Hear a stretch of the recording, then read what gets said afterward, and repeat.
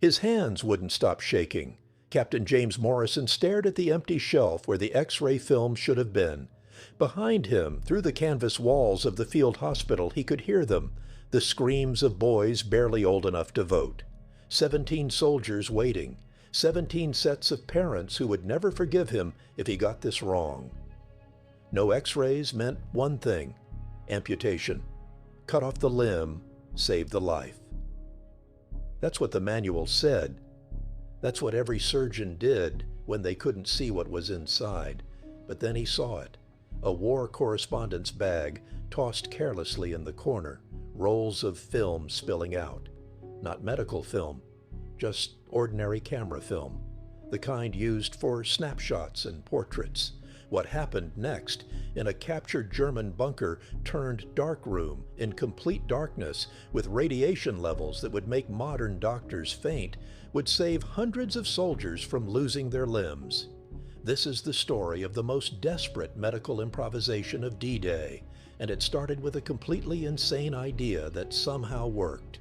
June 9th, 1944, 0340 hours, 3 miles inland from Omaha Beach.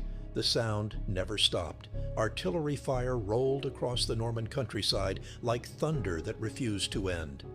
Inside the field hospital, really just a cluster of tents marked with red crosses that the Germans may or may not respect, Captain James Morrison had been operating for 47 hours straight. His hands moved with the mechanical precision of exhaustion, cutting, clamping, suturing. But precision wasn't enough anymore. Private Danny Kozlowski lay on the operating table, unconscious, his left leg a mangled mess from hip to ankle. A German mine had turned bone into shrapnel, muscle into hamburger. Morrison knew there was metal in there. Fragments from the mine casing, pieces of Kozlowski's own belt buckle driven deep into tissue. Some of those fragments were probably sitting millimeters from the femoral artery. Without an X-ray, Morrison couldn't see them. Without seeing them, he couldn't extract them safely. And without extracting them, gangrene would set in within 36 hours. The alternative was simple. Take the leg, above the knee, clean amputation, cauterize, pray the kid survived the shock. Morrison had already done it 11 times since D-Day. 11 young men who would go home with empty pant legs and bitter memories. Some would get prosthetics. Some would spend the rest of their lives in wheelchairs. All of them would wake up screaming, feeling phantom pain in limbs that no longer existed. "Sir?" Corporal Eddie Chen, his surgical assistant, stood at his elbow. 22 years old, second-generation Chinese-American from San Francisco, hands steadier than Morrison's own. "We're out of film." Morrison knew what that meant. He'd known for 3 hours, but hearing it spoken aloud made it real. "How many are waiting?" His voice sounded like gravel. 17, sir. 12 with potential shrapnel near major vessels. 3 with complex fractures. 2 with... I know what they have, Chen. Morrison peeled off his surgical gloves, blood stiff and cracking. I need to see what I'm doing. I can't just hack off limbs because we ran out of goddamn X-ray film. The mobile X-ray machine sat in the corner, mocking him with its uselessness. Beautiful piece of equipment designed by General Electric specifically for battlefield use. Compact, powerful, accurate, worth its weight in gold. Worthless without film. The supply convoy that was supposed to bring fresh stocks had either sunk in the English Channel or was still pinned down on the beaches under German artillery fire. Either way, Morrison didn't have film, and Kozlowski didn't have time. Morrison walked out of the surgical tent into the pre-dawn darkness. Around him, the organized chaos of a field hospital in wartime, medics running with plasma bottles, nurses changing dressings by flashlight, the constant stream of ambulances bringing fresh casualties from the front lines. And in one corner, smoking a cigarette and typing on a battered Underwood typewriter, sat Bob Hendricks, war correspondent for the Chicago Tribune. 38 years old, seen action in North Africa and Sicily, had that 1,000-yard stare that came from watching too many boys die. His leather satchel sat beside him, bulging with equipment. Morrison's exhausted brain made a connection. It was crazy, probably impossible, definitely dangerous. But so was amputating 17 limbs when some of them might be saved. Hendricks, Morrison crossed to him in 3 strides. What kind of film do you use? The correspondent looked up, confused. What? Your camera film, what is it? Kodak plus X-Pan, black and white. Why? Morrison's heart started to beat faster. Black and white film, photographic film, which meant it was sensitive to light, and X-rays were just high-energy light, weren't they? Basic physics, film that reacted to photons. I need your film, Morrison said. Like hell, I've got 3 rolls of combat footage on here that... I said I need your film. Morrison's voice had gone flat, command voice. Every roll you have, exposed or unexposed, right now. Something in his tone made Hendricks pause. The correspondent looked past Morrison at the surgical tent, where they could both hear Kozlowski starting to moan as the anesthesia wore off. How many boys you got in there, Captain? 17 waiting, more coming. Hendricks stubbed out his cigarette, started pulling film canisters from his bag. This is for my job, my career. These photographs are worth less than one kid's leg. The correspondent stared at him, then nodded, jaw tight. Take it, all of it. 20 minutes later, the captured German bunker. They'd found it yesterday, a concrete observation post, abandoned when the Germans retreated inland. Now, Chen and 2 medics were hanging shelter halves over the entrance, blocking every crack of light, creating a dark room. Morrison stood inside, holding 6 rolls of Hendricks's film, 35 millimeter. Not the large format plates the X-ray machine was designed for. Not the specially formulated medical film that reacted precisely to radiation. Just ordinary camera film, for taking pictures of pretty girls and scenic landscapes. This is insane, sir, Chen said quietly. You have a better idea. Amputation, clean cut, save the life, and condemn them to wheelchairs. Morrison's hands were shaking again. From exhaustion or fear, he wasn't sure anymore. I have to try. The physics made sense, sort of.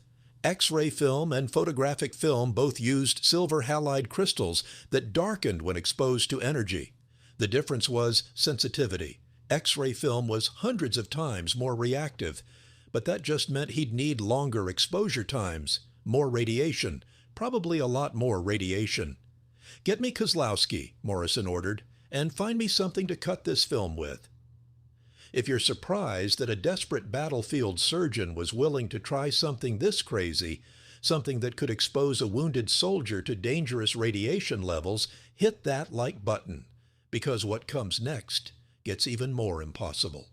0420 hours. Complete darkness. Morrison stood in the bunker with 6 inches of film in one hand and scissors in the other. Chen had carried in the X-ray machine's film cassettes, metal holders designed for the large medical plates. Morrison cut the 35mm film by feel, his fingers tracing the sprocket holes.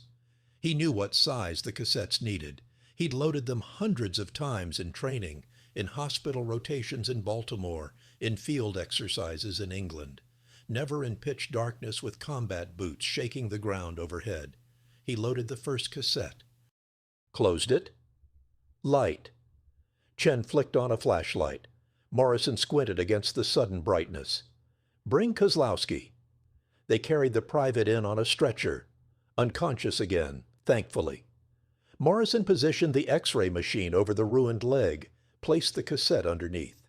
Standard exposure time for a leg with proper X-ray film, 0.3 seconds. Morrison set it to 3 seconds, 10 times longer. Everyone out, behind the concrete. Chen hesitated. Sir, you should... I said out. Morrison waited until they'd retreated. Then he pressed the button. The machine hummed. Invisible radiation poured through Kozlowski's leg, through tissue and bone, and embedded metal, striking the photographic film that was never designed to capture it. 3 seconds felt like 30. Morrison opened the cassette in darkness, carried it to the improvised developing station they'd set up. 3 metal trays filled with chemicals stolen from a French photographer's shop in the village. Developer, stop bath, fixer. He had no idea if this would work. Photographic film developing in X-ray chemicals, or X-ray images developing in photographic chemicals. He wasn't sure which this counted as. The film went into the developer. Morrison counted to 60, pulled it out. Stop bath, 30 seconds. Fixer, 2 minutes. Light, he called. Chen turned on the flashlight. The film was gray, muddy. So faint Morrison had to hold it inches from his face to see anything. But there, Christ, there it was. The ghostly outline of femur, tibia, fibula, and scattered through the soft tissue like stars, dozens of bright spots. Metal fragments. Holy hell, Chen whispered. It worked. It had worked. Barely. The image was terrible, grainy, unclear, with contrast so poor Morrison had to squint, but he could see the shrapnel, could see which pieces were near the femoral artery, could see that there, that cluster near the hip, that was the danger zone. Get him back to surgery, Morrison said. His voice shook. I can save the leg. 0640 hours? Morrison made the first incision along Kozlowski's inner thigh, 3 inches long, parallel to the femoral artery. Chen held retractors while Morrison worked, dissecting through muscle layers by memory and feel. The makeshift X-ray had shown him what he needed to know, 6 fragments clustered within a centimeter of the artery. Missed them, and Kozlowski bled out on the table. Hit the artery while extracting them, same result. But at least Morrison could see them now. At least he knew where to cut. His forceps closed on the first fragment. A piece of steel mine casing, roughly triangular, edge sharp enough to slice through tissue like butter. He pulled it free, dropped it in a metal pan with a clink. 1 down, Chen murmured. 5 more to go. Morrison worked for 90 minutes. Each fragment a separate surgery, a separate risk. Twice he nicked smaller vessels and had to cauterize quickly. Once his hand slipped and he felt the forceps brush against the femoral artery wall, felt his heart stop until he realized he hadn't punctured it. Finally, that's the last one. 6 pieces of metal in the pan. 6 pieces that would have caused infection, gangrene, death, or forced Morrison to take the leg. He sutured the incision closed, bandaged it, stepped back. Kozlowski's leg was still attached, still viable, still his. Sir, Chen said carefully, the exposure time, 3 seconds instead of 0.3. That's 10 times the radiation. I know. Morrison stripped off his gloves. But would you rather risk cancer in 30 years or lose your leg today? Chen had no answer to that. June 10th, 1944, 1200 hours. Word spread fast. By noon, Morrison had operated on 4 more soldiers using the improvised X-ray technique. 2 compound fractures in arms. He was able to set the bones precisely because he could see the break patterns. 1 case of shrapnel near the spine, extracted without paralyzing the kid. 1 piece of metal embedded in a jawbone saved the soldier's face. 4 boys who kept their limbs. 4 families who would receive letters saying wounded instead of disabled. But Morrison was running out of film. Hendricks had given him 6 rolls, 36 exposures total. He'd used 12 already, 24 left, and 17 soldiers still waiting. He sat in the surgical tent staring at his hands. They were steady now. Strange how crisis made the shaking stop. Captain Morrison? A voice from the tent entrance. British accent. Morrison looked up to see a young officer in Royal Army Medical Corps uniform. Major Peter Hamilton, 50th Infantry Division Aid Station. I heard you've been getting X-rays without proper film. Morrison tensed. Who told you that? Your correspondent friend, Hendricks. He's rather proud of his sacrifice. Hamilton stepped inside, looking around the field hospital with professional interest. I have 8 rolls of Ilford FP3, similar to your Kodak stock. Medium speed, fine grain. If your technique works, I'd like to learn it, and I'll donate my film. Morrison felt something unclench in his chest. How many casualties do you have? 14 requiring complex extractions or bone work. Between your film and mine, we might have enough. Hamilton nodded slowly. What exposure times are you using? 10 times standard, 3 seconds for extremities, 5 for torso. The images are rubbish, grainy, low contrast, but they show metal and bone well enough. And the radiation exposure? High, but not lethal, and temporary disfigurement beats permanent amputation. Hamilton smiled grimly. Can't argue with that logic. When do we start? Over the next 3 days, Morrison and Hamilton operated almost continuously. The technique spread through medical units along the beachhead. Any doctor with access to an X-ray machine and ordinary camera film could do it. Standards were loose, protocols were ignored, and everyone was making it up as they went. Morrison kept careful notes. Exposure times for different body parts. Development times that produced the clearest images.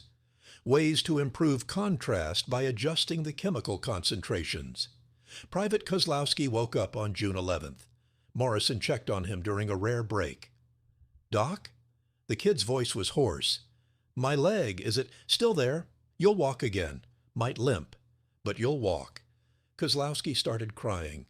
Grown man, trained soldier, crying like a child because he still had 2 legs. Morrison had seen a lot of reactions to battlefield injuries, but somehow that moment, watching a kid cry because he didn't lose something, that was the one that broke him. He walked outside, sat down heavily on an ammunition crate, put his face in his hands. Chen found him there 10 minutes later. "Sir, we have 3 more waiting." "I know. Give me a minute." "Sir, how many amputations have you done since you started using the film technique?" Morrison looked up. "What?" "Since you started doing the improvised X-rays, how many limbs have you taken?" Morrison thought about it. 2. One was too far gone. Gangrene had already started. The other had nerve damage so severe the limb was useless anyway. "Before you started, you did 11 in 3 days." Morrison stared at his assistant. The numbers clicked into place. 11 amputations in 3 days. 2 in the 3 days after. 9 boys, 9 families who didn't get the worst telegram. "Get the next patient ready," Morrison said quietly. "And Chen?" "Thank you." June 14, 1944. 1800 hours. The supply convoy finally arrived. Morrison watched them unload crates of proper X-ray film. The good stuff, high sensitivity, perfect for medical imaging. Dozens of boxes, more than enough.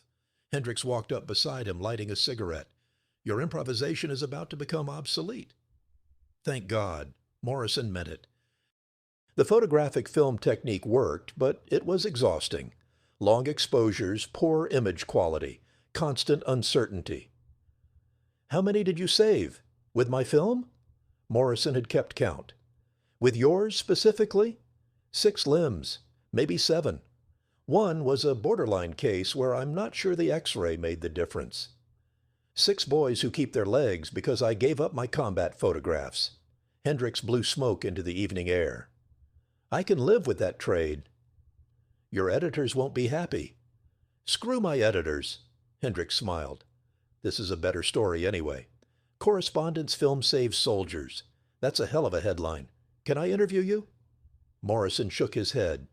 "Interview the boys. They're the story." The story spread anyway, not immediately. Operational security kept it quiet during the fighting. But after the war, Morrison's field notes ended up in military medical journals. Emergency radiography using non-medical film stock, a field report from Normandy, became required reading at Army medical schools. The technique was never officially adopted. By the time proper protocols could be established, supply lines had improved enough that film shortages were rare. But the principle remained. In desperate circumstances, with lives on the line, you use what you have. Private Danny Kozlowski went home to Milwaukee in September 1945. He walked down the gangplank with a pronounced limp and a cane. His parents wept. He opened a hardware store, got married, had 3 children, coached Little League baseball despite the leg that ached in cold weather, lived to be 78 years old. In 1989, a researcher tracking down D-Day veterans interviewed him for an oral history project. Kozlowski, now 63 and gray-haired, showed her the scar on his inner thigh. "Doc Morrison told me years later what he did," Kozlowski said, "how he used camera film because he didn't have the right kind. How he exposed me to extra radiation, took risks, made it up as he went along. How did that make you feel? The researcher asked. Kozlowski looked at his leg, flexed his toes in their shoe. Grateful, he said simply. My whole life, my wife, my kids, my business, I got all of that because one doctor refused to give up. Because he was willing to try something crazy. He paused. You know what he told me once? He said, I couldn't guarantee I'd save your leg, but I could guarantee I'd try everything possible first. That's all anyone can ask for. Epilogue. Modern medicine knows what Morrison discovered by accident. Standard X-ray film is essentially just high-sensitivity photographic film. The chemicals are similar. The physics are identical. The only difference is optimization. Modern medical imaging film is designed to react to X-rays efficiently, while photographic film is designed for visible light. But in a pinch, they're interchangeable. You just need longer exposures and tolerance for grainy images. Morrison's improvisation has never been needed again. Modern supply chains and digital imaging have made film shortages obsolete. But the principle endures in military medical doctrine. Adapt, improvise, use what's available. The human cost of that principle is harder to measure.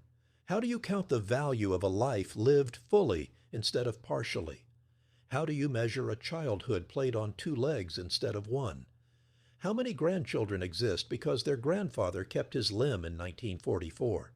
Captain James Morrison died in 1987. He never wrote a memoir, never sought publicity. His service record shows 247 surgeries performed during the Normandy campaign, with an unusually low amputation rate that puzzled his superiors. In his personal papers donated to the Army Medical Museum after his death, there's a single photograph. Black and white, grainy, muddy contrast, barely visible. It shows the skeletal outline of a human leg with 6 bright spots scattered through the soft tissue. On the back, in Morrison's handwriting, Private D. Kozlowski, June 9, 1944. First successful radiography using Kodak Plus X pan film, leg saved. And underneath that, added years later in different ink, he walked his daughter down the aisle, worth every risk. Subscribe if you want more stories about the impossible solutions that saved lives when everything went wrong. Because history is full of moments when someone refused to accept the easy answer and found something better. The next story is about a Navy medic who performed surgery in a submarine with tools from the engine room. You won't want to miss it.